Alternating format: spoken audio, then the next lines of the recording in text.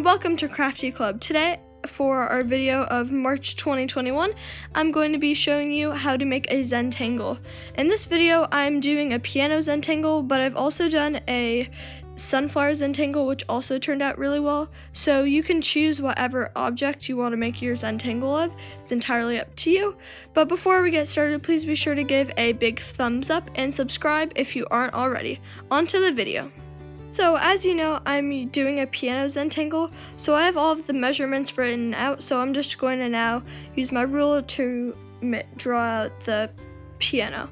So if you don't want to freehand it, then if your object's too complicated to freehand, then you're going to print out the picture of your object to size to fit your piece of paper. I'm using a thick watercolor paper, by the way. I just like how it looks when it's all done. So you're going to print out your object, and then you're going to flip it over to the back, and then you're going to press as hard as you can with your pencil on the back in the area of that of your object. Then you're going to flip it back over, and on the paper you're going to center your object, and then you're just going to trace over with your pencil pretty hard, and you're just going to trace over the lines to outline your object. So once you do that, then you should be left with a nice outline. You might have to do it a few times to get a dark enough outline for you to see, but once you do that, then you can just trace it, and that makes it a lot easier than having to measure it all out. So I'm just going to measure it all out, and we're doing it in pencil first, and then at the end, once I have everything done in pencil, I will then go over it with marker. So to figure out the patterns that you want to use, if you just look up Zentangle patterns, thousands of patterns will come up. There are a bunch of variety of difficulty and just like the type of pattern. So here are just a few images that I found on the internet, but there are so many different cool patterns that you can use. So I'm just choosing to do this herringbone one for the first white key. So I'm just going to base off of that picture, and I'm just simply going to draw it in.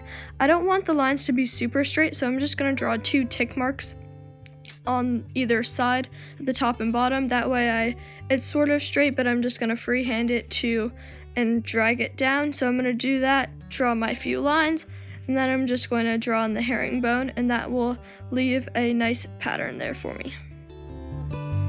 So for my dark key, I'm going to be using this pattern.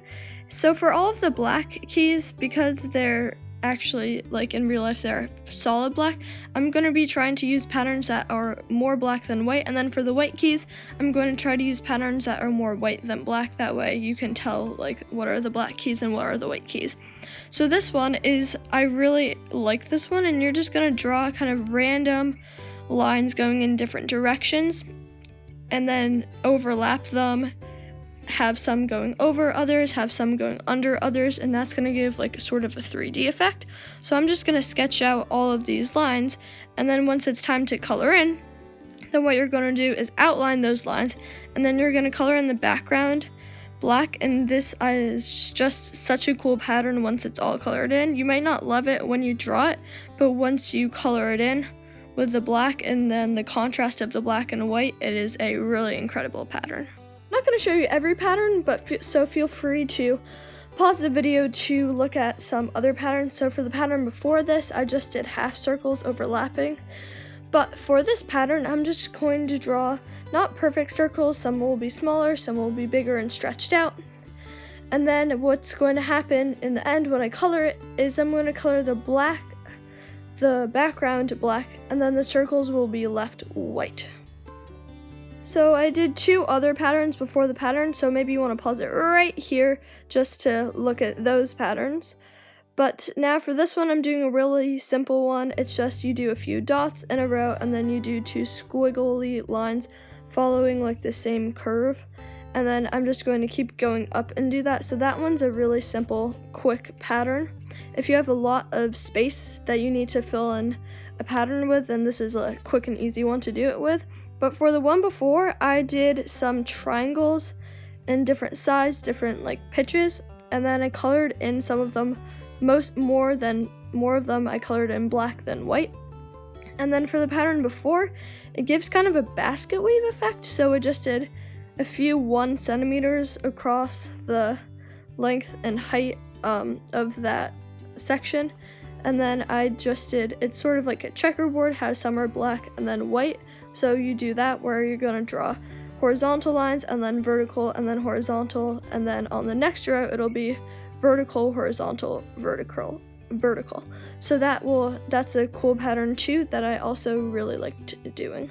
So I'm now just going to take a thick Sharpie and I'm just going to outline the perimeter of the piano, and then I'm also going to outline the keys in that thick marker. But then now I'm just going to take a thin black permanent marker, and then now I'm just going to go over all of the different patterns one by one, and then you can see how it turns out. So this is my final product. I really love how it turned out and I'm really proud of this. It's a really fun thing to do because you can personalize it and you can choose the patterns to fit yourself or whoever you're making it for. So I really love how this turned out. So thank you guys so much for watching. Please be sure to like and subscribe if you haven't already, and I hope that you enjoyed this video, and we will see you in April.